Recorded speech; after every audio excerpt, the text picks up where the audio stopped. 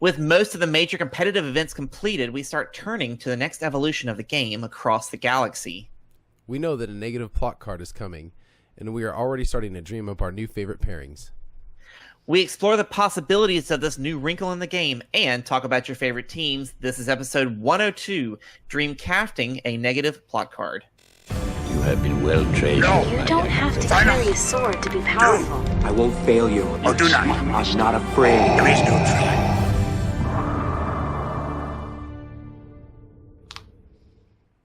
All right. Hello, party people. We are here for another episode 102 of the Chance Cube. I'm your host, Jason. As always, I never really feel like we introduce ourselves. So, I'm Jason. And I am joined tonight, as always, by my trusty companion, Mike Hill, piloting the stream here. How are you doing, Mike? Hello, Jason. How are you doing? Feels a little strange. I'm not sure how everybody does that every show. I know. I was thinking about that the other day, too. Everybody does introduce themselves at the beginning of every show, and we do not do that. Which is funny because people I go up to when we were at Nova and someone was like, your voice is familiar. I don't know your name. I'm like, oh, that's awkward. Yeah. But right. Hi. And then this is our Porg because Kim got stuck somewhere and I don't think will be able to join us this evening. I think really what happened is I gave her homework at the end of the last show and she didn't do it. So she called out. Yep. I think that's exactly what happened. No, that's not true. No, she is doing something very important. And is on her way home, but will probably not be joining us. But here we are. Going to talk a little about negative plot cards, or at least the potential that they're coming. But I know, Mike, you've been out in the wild and played some games recently, and I just want to see with the current state of the game how it's going for you. It's going good. I'm noticing that a lot of people are just playing random pairings. It's that lull in the meta where people kind of get interesting with their deck builds and kind of see what's going on. I've been mostly focusing on trilogy format and kind of working on a emo kids and a crap deck variation, because it's really only a 4 card difference. So I've been playing with those. I probably got 5 or 6 games in this week, and it's been good. That's awesome. I really enjoy the trilogy format. It's a lot easier to know what's coming because there's such a limited card pool, and it's easier to judge builds and stuff like that. So, I've really been enjoying it. Do you feel since you've been playing Trilogy, do you play Trilogy your local group is bringing Trilogy decks, or you're just the way you're building your decks? It's the way I'm building my decks. I'm still playing against some standard decks, which is very tough. It's a whole different ball game. But other than that, I have just been calling people and setting up matches and just telling them bring a Trilogy's deck or something like that. That's cool. I think that's a smart thing to do at this point because we are, I think, a hot topic over the next 4 to 5 months is going to be rotation. It's going to be what's going to happen when these first 3 sets are kicked out of the standard meta, and that what is now Trilogy will be a large part of the new meta. So practicing now is key, especially since there's a lot of. As I was commentating on some games last night, it feels like cards like Force Illusion and Force Speed and Second Chance and a lot of these staying power cards that are just going to disappear and there's nothing really to replace them. It's interesting to see how Trilogy is already kind of adapting to that. Yeah, it's a whole different meta with shields being very, very important. Character pairing is super important because these three wide pairings that are bringing out vehicles and stuff like that is getting stronger in trilogies. I feel like so. I'm sure. Well, we see that with the spoilers too. These new vehicles coming in play, they're just nuts. Yeah, you have to be either very, very quick with your 2 pair, or you just have to be able to sustain with your 3 pair and get those vehicles that just thud. It's a different format. It's been fun. Excellent.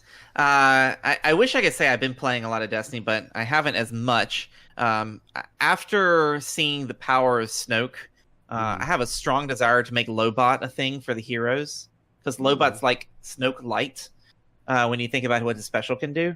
But I just don't. He's not fast enough, and he's not consistent enough.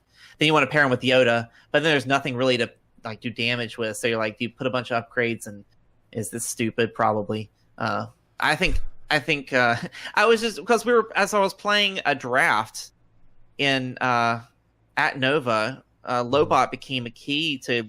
I was like, well, Lobot can roll into the special and get like 3 resources off of another character die, Right. and now all of a sudden I can afford Planetary Bombardment. So why not draft Planetary Bombardment? Because I can get it out in turn 2 in a draft format. Like, game over. Yeah. At that point. It's Lobot's very fun to play. I said that ever since we saw that draft set. He just doesn't have the right pairing yet, but maybe with 31 points he will. Oh, that's interesting thoughts. So even though the news is light, there is a little bit for us to talk about today. So let's go ahead and jump in. Let me take that back, huh? You'll find what you need. So Fantasy Flight Games has been doing this new series called the Designer Journal, and in the past articles, it had been a collection of different designers from all of their games. Aaron Haltom, who is one of the designers who works on Destiny underneath Jeremy Zwern, has been the author of a lot of the Destiny segments. This most recent one was specifically designed towards Destiny, which is really interesting. And it seems to have come at an appropriate time. The article itself actually focused on how Destiny is potentially more consistent than other collectible card games because of its resource engine and because of its deck size, which I thought was very interesting. And Mike, you've got a lot of experience playing a lot of different CCGs, so I'm wondering what you thought about that idea. That there's argument that Destiny, even though it is a dice and card game, can be more consistent because the way the game is designed. I thought the article was funny that they're saying like, look, it is more consistent. Like, come play our game, even though it's dice and nobody likes dice. It's just, it made me chuckle just like seeing that, and they're like really trying to draw people in with this article. I feel like, but I don't know how much I would say it's more consistent. There is a great engine for. Like, if you do need more resources for your deck, you can build in that sense. You can put things like Chance Cube in, or make sure every one of your characters has at least one resource side. Or you can do something like Orinda Price special to get more resources or something like that. But if you run a bunch of 0 costs and run like Sith Holocron and you don't need any resources, you don't need to build toward that. So I can see how they can say that it's more consistent with the engines in that sense, but you can really do that with kind of any CCG or LCG. You just build towards your engine. So yeah, no, I can see that argument. It was interesting that they're hanging their hat a lot on the idea that everybody gets 2 resources every turn, and when you compare that to any other sort of card game where the resources that you have to play your cards ramp up, if you consider well, just getting think of Magic. You have to have lands, and if you don't have any lands in the beginning, you get mana choked and you can't play anything. So the 2 resources definitely do help every turn. Yeah, and that is something different than a lot of other LCGs or CCGs. And, of course, just like anything, there's cards that try to make things consistent, right? Gaining additional resources with cards like Truce and Enrage. And now it also funny, and I think we touched on this a little bit last week. Lucas was very much against tutor type cards. He put lightsaber pull in the game because Jeremy pushed for it, which is what Lucas admitted to. And now that Jeremy's in full control, he's allowing more search and find tutor cards to come into the game. Start your engines, search your deck for a pod racer. And because the way this article is written, it sounded like that's not the end, right? We're probably going to see more of these search and find type cards come into the game, which will make it more consistent. But on the other side, that you're having to take another card slot in your deck to put one of these cards in. So you think you have to decide how important is it? Digging is a important mechanic, I think. I really enjoy it. I always run lightsaber pulls. I like it in other LCGs, and I also think we're gonna need to see some more character rezzing to make 2 character pairings a little stronger against those 3 wides. Sure. I could see the game moving in the direction of more characterizing and less character protection, like Second Chance, and let the character die off, lose all its upgrades, and then bring it back to life. Right. So it's not, it's not still sitting there at like full massive power, but it came back and you got some more health out of it. I think that may be a better balance, than these cards that everybody hates to see come down the table. Yeah. Well, shoot, Rise Again was heal 5 and play any upgrade from your discard pile for free. So you just make sure you discard to reroll something really strong early in the game. That way you can dig it out when you hit your Rise Again. That was a little OP. But now we have Dark Ritual, which is the same cost and brings the character back to life with half its health, if I'm not mistaken, right? So, and you don't have, so that makes there are no upgrades on it when it comes back to life. So that's kind of an interesting, like you said, does balance out a little bit. I like it. I like Dark Ritual better because you don't have, it's not a rush to get those resources and that Rise Again in your hand early. Your character can die, and then you can stack your resources until you hit your Dark Ritual and then play it to rise your character. Sure, very cool. So again, I think it's nice that they're starting to focus some of their PR efforts on these types of designer pieces. But like you said, I think we all had to chuckle a little bit. I said, "Hey, there's still it's random, and there are random elements. There always will be, and I can see where they're trying to go at with what they were trying to point out." And I've seen it shared across a couple of even board game groups people who kind of buy into the idea.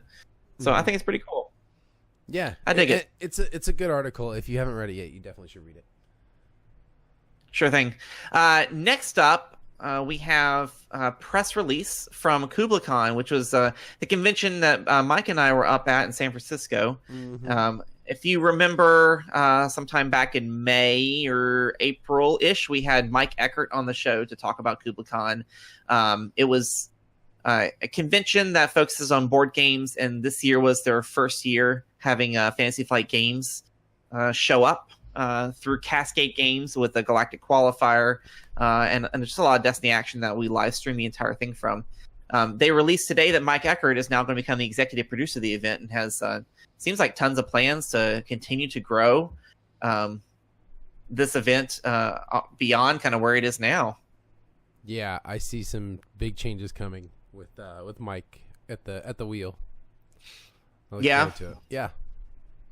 Yeah, he's been pioneering this event for a very long time. Like if you didn't listen to the show when we had him on, you should definitely head back to that episode and check that one out. It was a really good interview. He talks a lot about what it really takes to run a show. It was a good interview. And it's really a great. I mean, granted, I don't go to a lot of these board game type conventions, and when I do, I'm always kind of just sitting at the Destiny side of things.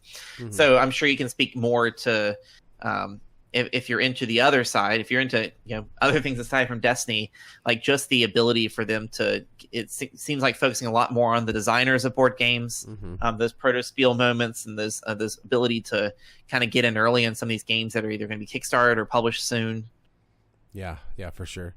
And it's like it's such a small event that feels so big, but at night it's like you can still find tons of games, and it's not like it's just a very fun event. I would definitely recommend it if you're on the West Coast, or if you want to travel out here. It's a good reason to come to San Francisco. For sure. Great city to have a convention in. It's always fun when the conventions are in cities you actually want to go to. Yeah, right. For sure. It's unlike cool. I can think of some conventions that are in cities I don't want to go to, but we won't name them on the show because we still want our press passes. Fair point. I think the rest of the Destiny community, as we said earlier, we're looking forward to the next thing, and this is that kind of test period. This is the let's play around and make some stuff up. Let's go and do some custom event types. I've seen a lot. I know Ruben Sanchez did a kind of a collaborative piece with Kingwood Hobbies on their testing some sideboard options at their events, and that article recently posted. And you can check out any of that. A lot of groups are kind of heading that direction as we wait for the next big set to come out, which will be the prep for regionals. So once we see Across the Galaxy fully spoiled, it is going to be full force on the competitive scene, looking towards the regionals meta until base set number 2, set 7 comes out, which will be the set that gets us into Worlds. So it's kind of great that every set brings itself a new meta that leads itself up to a major competitive season. Mm-hmm. So since we have no spoilers to talk about yet, I imagine the spoiler train is going to be coming soon with the game new set a little over. We would imagine it looks like about 2 months away. Let's just go ahead and jump into. I assigned you some homework, so we must talk about it. I did it. I'm so proud of you. A++. All right. Let's jump into our discussion for the week. All right, but first, a word from our sponsors. You know, Mike, I just can't seem to get the cards I need in the booster packs I've bought. I'm still missing a Mother Talzin, a Darth Maul, and I need some more battle droids. That 5-wide droid deck isn't going to build itself, and I have all these extra Yodas. Seriously, Kim, I told you, check out Armada Games. You can buy and sell Destiny cards on their website, shoparmada.com. It's just a few simple clicks and bam, you are done. I used it just the other day, and now I got two Maul Sabers heading my way. Hey, what are you guys talking about? We're in the middle of a break here. Jason, you know how you've got all those extra cards from all those booster boxes you open? Mike says you can sell them online super easy. No way, seriously? How? I've got to make room before this next set comes out. Jason, whether you're new to the game or a seasoned vet, Armada Games has just what you're looking for. You can buy and sell your Destiny singles all from the comfort of your living room. Pre-order the latest sets of boosters and find the droids you are looking for. You can also check out their selection of Destiny accessories. And you'll get free shipping on orders over $75. For an even better deal, be sure to use the coupon code TheChanceCube and receive 5% off your Destiny purchase. Visit their website at shoparmada.com. Armada Games. Get in here and game. But you know what I always say. Speak softly and drive a big tank. And we are back. So I think something that we're all kind of interested in is that, you know, with every new set, there comes some slight tweak to mechanics. It seems like the Legacies era has really been about plots, taking them from a nice trick at the beginning of the game to potentially a deck build changing thing. We saw a couple in Way of the Force that could potentially be deck building impactful, such as Built to Last. But still not there yet. Plots aren't there yet. What may change that here is, though, we know that there's a negative point plot card coming to Across the Galaxy.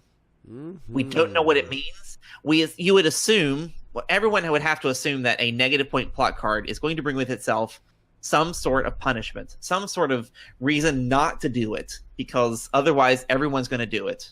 Mm-hmm. And I don't know what that punishment's going to be, whether it's going to be kill off half your characters, or you don't get to play anything on the first round, or start with no resources, or something that's going to set you back. So your character pairing is going to have to be powerful enough. So we talked to the Chance Cube Hangouts. I asked Mike and Kim, and I pulled some together myself of some kind of dream teams, things that you want to see happen if you get a -1 pointed plot card, not knowing what the punishment's going to be, obviously, at this point. Overwhelmingly, at the Chance Cube Hangout, it was bring back the old favorites. They wanted to. Do you want to head over to the slides? Oh yeah. Okay. Yeah, let's talk. Let's do it. Let's do it. First slide. So sorry to cut you off mid thought there. That's all right. No, Captain Phasma and Cad Bane, they want it back. I want it back too. That's a fun pair. What makes this pair so strong? Why do we feel like Phasma got balanced so early on? I mean, aside from she's 13 points and got that special that's like wicked. Yeah, 22 health is nothing to shake a stick at. There's 10s and 12s are always tough characters to knock down, and at elite, these dice are just really, really tough. And it's super fast. It's just a very mean pair. I loved the damage output that this deck did very quickly. They could do it on their own with just the dice that they have, so you could very easily just focus on mitigation in your draw deck, and this deck would just chew through people quickly. I can say, I mean, while the percentage is low to roll out optimal damage, you do have that upward ceiling of 10 range damage on turn 1, just with these character dice alone. Not to mention that CAD with his action, it's kind of like a lighter version of Sabine, right? You can activate him after playing an upgrade from your hand, and that upgrade from your hand could have ambush, which would allow you to resolve his die without being mitigated.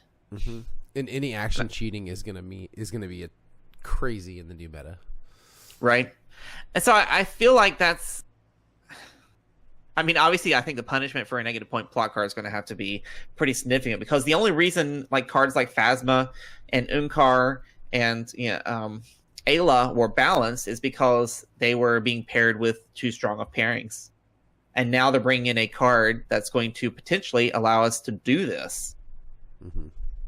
So, I don't know. But it'd be interesting to see Phasma and Cad Bane back into the meta with a negative 1 point plot card. And villain red-yellow combination is just like a really nasty card selection too. The card pool is crazy.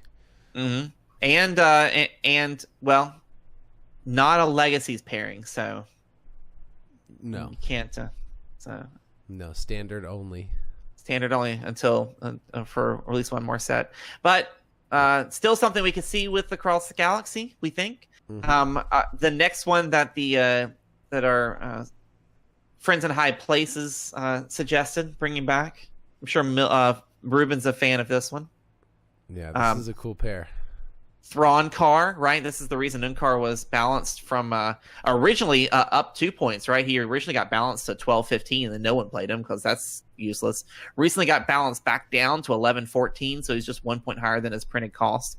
But of course, Unkar Thrawn was like the mill king, using Thrawn to pick cards out of the hand, using Unkar to gain some resources and control, and then buy out for 17 by turn 4 or whatever it was.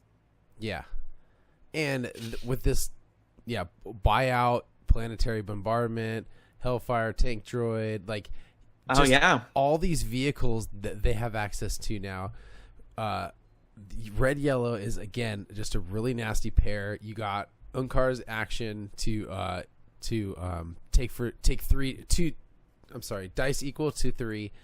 Get resources off a random card. You could easily get 2 resources. Now you're looking at 4 resources right at the beginning of your turn. Plus you can resolve some of Thrawn's two resources. Like, this thing's a machine. It's gonna do work as a vehicle deck for sure. I didn't think about that because he was originally, this pairing was a mill pairing, getting all those resources to play buyout. But you can get all those resources to play some wicked supports. Quickly, very quickly. Because I think the meta has shifted to such a point where removing events out of hand that cost, using Friends in Low Places, and scruffy looking Nerf Herder and all those cards is more common, but it's less common to be able to discard those types of supports out of your hand. Oh yeah. Interesting. So, and I think there has been some call that with the recent move towards more expensive upgrades and more expensive vehicles because resource generation is easier. I think Unkar is going to make a comeback in some form or fashion. Whether it has to do with this negative pointed plot card or not doesn't really matter. But it would be interesting to see if the punishment on a negative point plot card will make this pairing not as powerful as we're theory crafting it to be. I'm really curious. It's going to be resource or card drawing. Like, maybe you only draw 3 cards your opening hand or something like that. It's I don't think it's going to have anything to do with taking away health from your character pairing, though.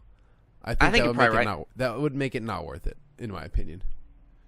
But maybe restricting either resource generation or card draw. I like the idea of you're restricting your hand size. Yeah, that would be, I think, like a fair trade-off.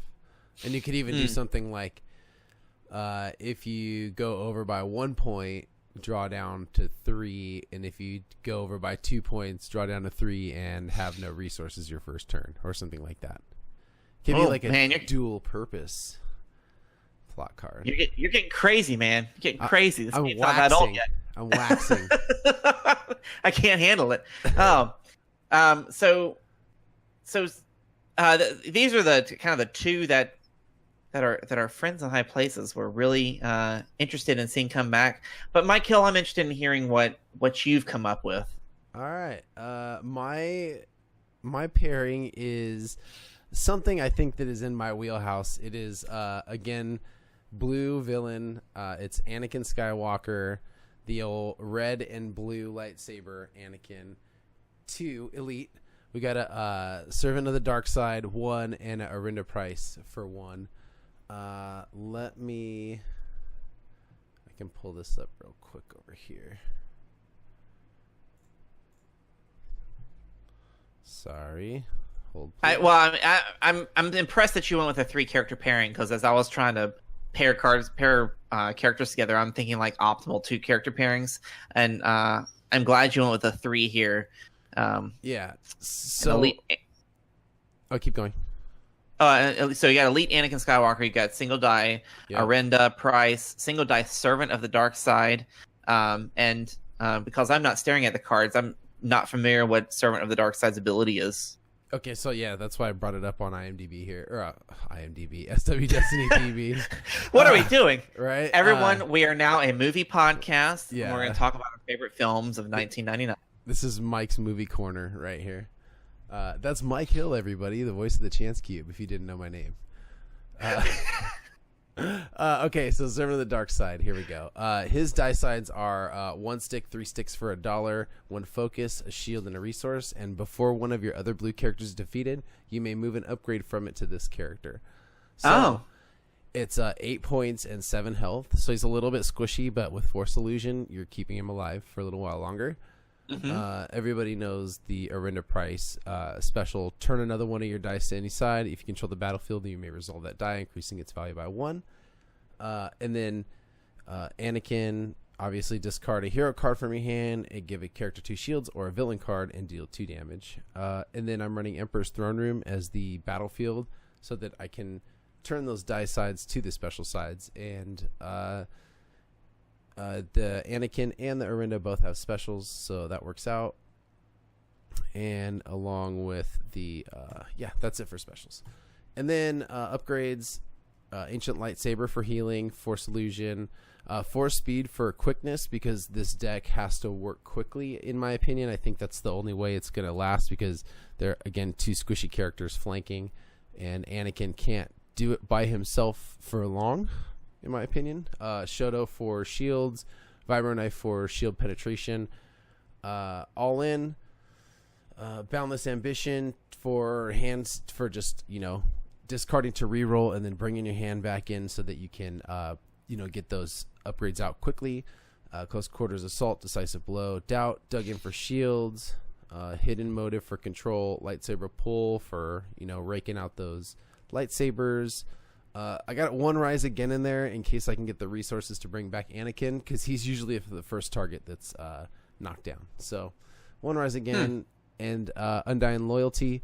Heal 1 damage from a red character. If there is another copy of this event, you may spend 1 resource and place it back on top of your deck. So you can just continue to heal Arinda once you get that second one out for a resource every round. So that was just a quick run through of the deck list. Yeah. I mean, you went all out and built a whole deck, which I'm impressed. Yeah, I was just building the pairing at first, but then I thought, like, well, I need a little bit of thought behind the deck and like why this pairing is this way and how I thought it would work out. You can see the die sides; they're like really melee heavy. Then secondary, you got specials, and then blanks and resources. Yeah, I like your event package here too. I think it's it's a solid 31 point character pairing, 3 wide, some good health, and I like a lot of our 3 wides either have either 2 squishy characters and 1 like beast, or we've got like 2 middle ground and 1 like super squishy. And here you've got 2. I mean, the extra point afforded you 2 characters of some substance. Yeah, which is nice. Arinda Price is, I mean, she goes down fairly quickly. 10 health. Squishy isn't the right word. I think Servant is really important to take care of quickly, because that 3 for $1. I will spend that resource every single time hit you for 3, or I'll Arinda Price it, and do 4 damage for $1. So that really makes the choice more difficult whether you focus down Anakin quickly or you head for that Servant to try and get away from that side. Sure. And he draws out a lot of mitigation quickly. Everybody's always going to mitigate that 3 side. So just kind of a bluff tactic or a bait.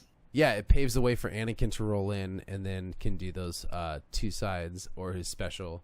And yeah. And then obviously cool. Arinda is there for her special sides. And, yeah. And that 2 sticks isn't bad either. So I mean, we keep talking about these negative points, but like what could they do? And I just want to kind of add in for those who are not watching the show live. Impulse 4-1 over in our chat has suggested that maybe they're going to restrict the number of upgrade slots per characters, smaller hand size, restrict the number of shields you get per character, or maybe even increase the cost of your cards, which could be interesting. That would suck. If they increase their cost of your events or upgrades by 1, that wouldn't make it worth it, I don't think. Well, maybe if you look at this deck, like what do we got here? Like 2 cost at the most, only 3 2-cost weapons, 6 copies. So that's not that bad. I mean, I think we're going to have to see more of the pairings, right? I didn't really explore, and I was looking almost strictly at heroes, and I didn't explore 3 character versions. But the way the characters are costed right now, it's really difficult to get to 31 exactly. It's really difficult. And 31 that makes any sense too. Yeah, so you could also substitute the Servant for a Executioner, I believe. Ooh, okay. For 31. I want to say. So there's also that route if you want to go a little more heavy on the red. But I went the Servant because of his special side or his text on his card. So if they do focus down Anakin, whatever he had on him goes over to the Servant, which makes him even more powerful. Sure. Hey, redeploy is always pretty nasty. Yep. So I put together a pairing. I, again, don't know how good it's going to be. And again, I was focusing almost solely on hero. But I was intrigued by the synergy between Ezra, the new Ezra, but the original Luke Skywalker. For anybody who's forgotten about OG Luke, his ability to draw a card after you activate him, and sitting on 2 melee, 3 melee, a focus shield, a resource, and a blank. For 20 health, 20 points for elite, 20 health. So still a little bit on the higher side than what we're seeing from our cards these days. But I think we're seeing more and more of the value of card draw in the game. Mm-hmm. And him being able to just draw a card when he's activated, I think is awesome. Pairing him with Ezra at 11 points for elite, you get the 1 and 2 melee, and you also get his power action, which allows you to draw cards when he's got upgrades on him.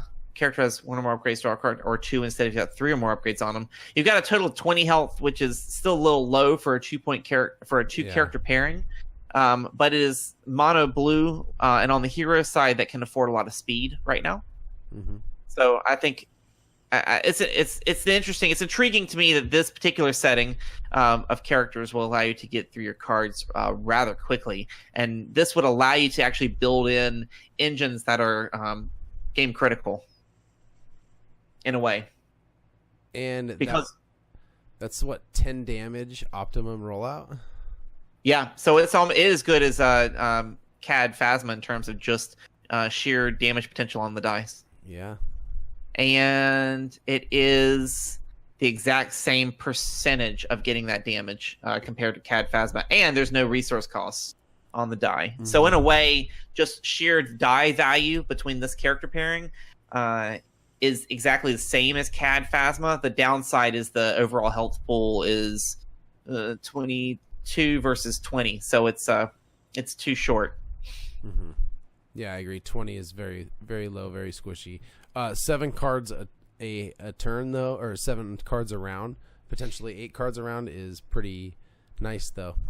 You'll see your deck. You just got to make sure that your deck's fast enough and powerful enough to get through the opponent before you mill yourself out. And that's never anything anybody wants to do. No. And so right before we started the show, you threw a couple of possibilities with the new Palp, young Palp, as you said, baby Palp, baby Palp, and these are trilogy pairings, so they could survive a little bit longer. 31 points. We've got the new Palp from Legacies, the 2 range, 2 melee, 2 indirect, 2 resource sides, and a blank with the power action that says play an event from your hand, decreasing its cost by the number of different damage symbols showing on your dice. Pair him up with Newt, Gunray. Again, you have a 20-point pairing here that's a little on the soft side. Yeah. 1 indirect of focus, 2 disrupt, 1 resource, 1 modified resource, a blank.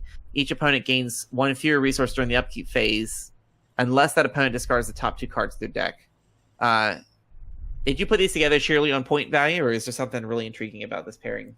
I like that Newt really he controls you with your resources or your cards, and discarding the top 2 of your deck is really risky. Those might be 2 cards you really need, and the 1 fewer resource per turn can slow the game down enough, I think, to get something done early with, to get Palp stacked quickly, maybe.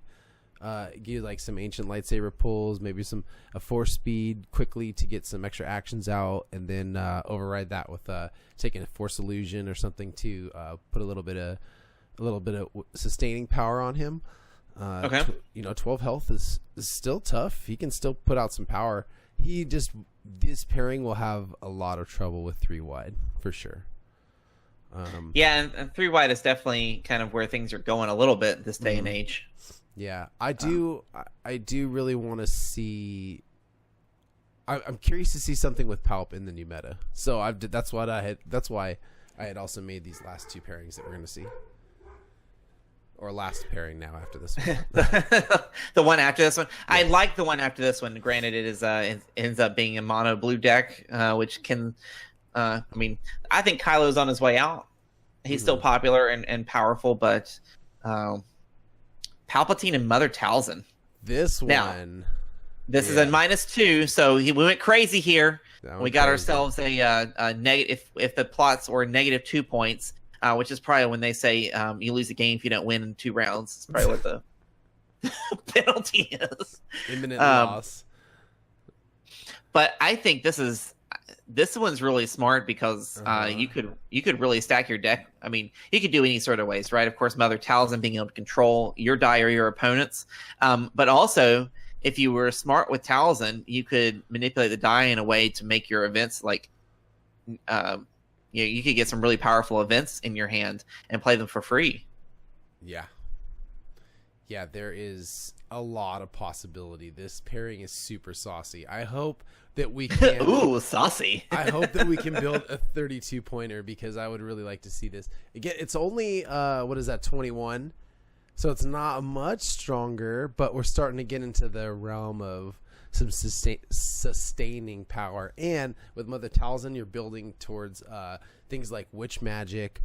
This deck, I think, can build some resources fairly quickly if you needed to. So you could, do some crazy stuff, I think, for regeneration and what is that one? Not witch magic. The other, we just talked about it. the resin card, the new 5 cost. Oh, Dark Ritual. Dark Ritual. There we go. This deck can definitely build the resources quickly enough, I think, to pay for a Dark Ritual if need be. So yeah, I mean, if you really need to see Dark Ritual, you roll out Palpatine and Saw, like what, 2 range and a resource, and you roll out Talzin, and you well, let's say Palpatine rolled out the 2 melee and a resource. You saw Talzin on a 1 range and a whatever, and then you use Talzin to control your 1 resource to your 2 indirect. Now you've got 3 different damage sides showing, and now Dark Ritual is only 2 costs. $2. 2 cost card. Yeah, for Palp to come back for 6. With 6. Well, I guess if you were playing Dark Ritual and one of these 2 would be dead. So I didn't think that went through. Scratch that. Well, still, it would be 3 costs. Say Palp is dead, it would be 3 cost, or even only 4 cost if you're building towards it. You know it's coming. You know Palp's going to go down. You just take resources and sit on it. Yeah. So, from a hero standpoint, I was struggling to find some really good pairings that equaled to 31. I think the benefit in these negative plots are going to probably be found in those 3-wide pairings more often than in the 2. We'll really have to see where this goes to actually to get to that point. Yeah. I don't know. And only time will tell if it's going to be worth it. Again, I don't think I don't think plots have become they haven't become a tier 1 type card. There's certainly a lot of fun ways to use them to build decks. I think I would love some sort of league out there to do a Boonty Eve Classic where that was a plot that you had to pay or play with, or use it as some sort of mechanic in your game. But I don't know. I would love to see plots do some more work, but we're not there yet.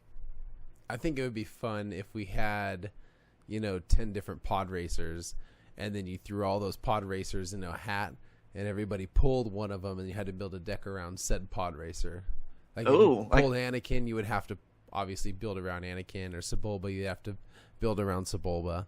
Like that'd be a fun little challenge. That's interesting. That'd be an interesting idea. It's like a throwing a set of themed cards into a hat, and you had to pull something out of it and then build around it. That could be an interesting way of doing an event. Yeah. I mean, maybe I'm intrigued. Thank you, Michael. The week before, you have to pull it the week before, so you have a week to build or something like that. Yeah, that'd be fun. Very cool. So hopefully that gets your brain sparked about what could be coming soon. We're really excited about the future of this game and the way that Jeremy's taking the design of it. It'd be interesting to see.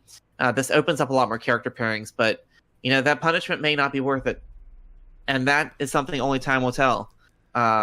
Until then, all we can do is move forward and talk about last week's question.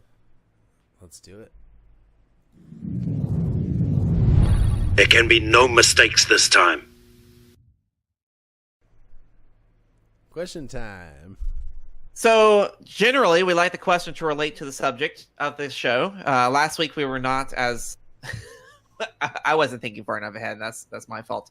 But last week, we did talk a lot about Mill, and is Mill over? Do you believe the Mill apocalypse is over? We asked that over on Facebook, and we got some answers from some people. Some answers. We did. Some friends of the show chimed in. Danny Adlam from 3-Man Meta. It's all about the Snoke apocalypse now, which is not far from the truth. All right, let me read Ruben Sanchez's. Okay, because of course he had to say something about it, right, Mr. Mill? All right, the SW Destiny community cried chicken little after Gen Con. Now it's calm again after the U.S. Nationals. That's the way Mill likes it. The dormant volcano, just waiting, slowly. The boom! But seriously, I'm happy with the meta. Mill will adapt just like other decks have. It's the process. I love how things are now. Ruben Sanchez. Like it. It's like an eloquent spoken word piece. I appreciate that reenactment there of his comment. You're welcome. I hope Ruben enjoyed it too. Jean Larriere said that things he sees from across the galaxy tells him that no, Mill Apocalypse is not over, and I could see that. I know the new Jen Urso paired with the new with Cassian from Way of the Force is going to be a force to reckon with when it comes to Mill. And a lot of people are saying Mill has found its place, but is still not quite at the tier 1 status. And I think there's a lot of people saying that Mill took Gen Con because it was unexpected and it was piloted by a very talented player. Yes. But we saw that deck didn't. Once people saw it, and they're like, "Oh, that learned how to play around it and figured it out," right? Yeah, it's funny. I was really teching against that going into Store Championships after Gen Con, and I wasn't even seeing any Mill. I was seeing vehicle. Yeah. And I saw someone in my local store bring that deck and made it to the top 4. But it's interesting to see it piloted by different types of players and how it can be, depending on how many reps you've got into it and kind of where your comfort level is with the deck, how challenging and different it can be with different players. And some people maybe don't know all the right tricks to make it pan out for you. Yep. So, Kenton Matos, I never believed in the Mill Apocalypse. I believe some of the tier players played the same deck and did very well. If it hadn't been done by top tier players, I don't believe it would have had the effect it did. And he thinks the Mill Apocalypse needs to be put to rest, and we all can just need to enjoy Mill and aggro as what they are, a part of the game we love and play. And, well put, Ken. Did you see Thomas Bjorn Lessines? The Mill is strong in this one. I love it. So everyone, thank you so much for chiming in over the Facebook page. We love hearing from you guys, answer these questions. We love being here with you every week, and we did miss Kim. We missed her being here because she, I know, sad face. She adds a authenticity and real life and Ohio-ness to what we do here. Otherwise, she adds the touch. She has a. If you've noticed, every show without Kim Breeze is just missing a little something. Mm-hmm. Like me and Mike can disappear, and we can have subs come in for us, and like, who cares? But when Kim's not here, everybody notices when Kim's not here. That's true. But she gets a porg in her place. She's a porg today. So of course, hit us up on all the socials. We're out there. Yeah. We're gonna try to kind of. We're still on a lull from post nationals and waiting for the next set to come out, but we hope to kind of ramp up into what you guys want to see from us. Last night I got on Twitch and did some commentary on some local game footage that was recorded about a month ago. I hope to do some more of that and bring in some of the family to come in. There's a pork on the screen, another pork.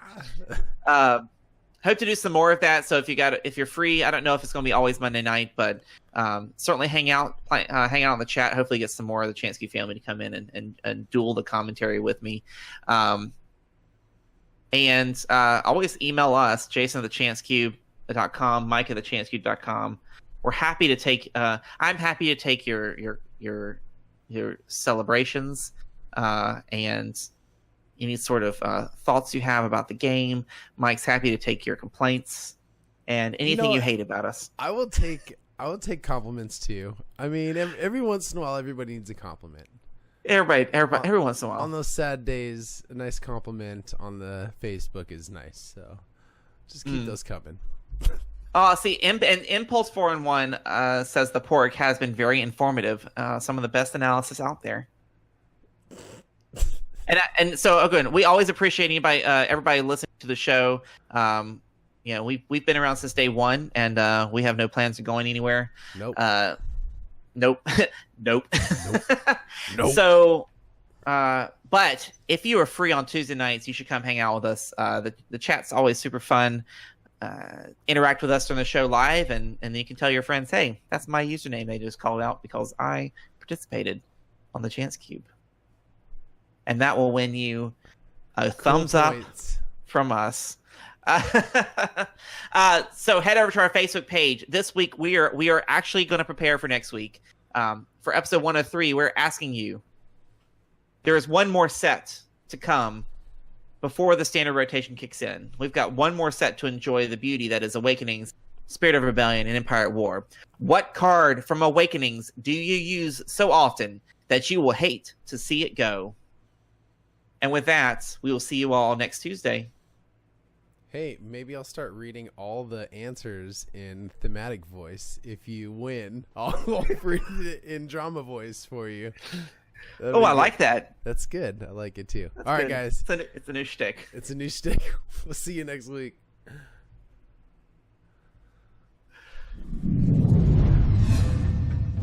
This has been The Chance Cube, a Star Wars Destiny podcast, a non-profit organization dedicated to building community through gaming.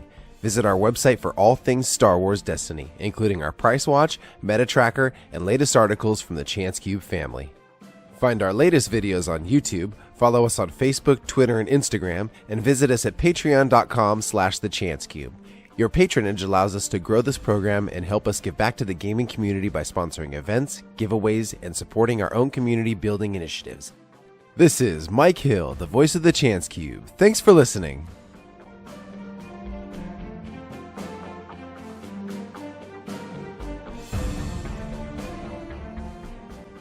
The Chance Cube is not affiliated with Fantasy Flight Games, Lucasfilms, or the Walt Disney Company.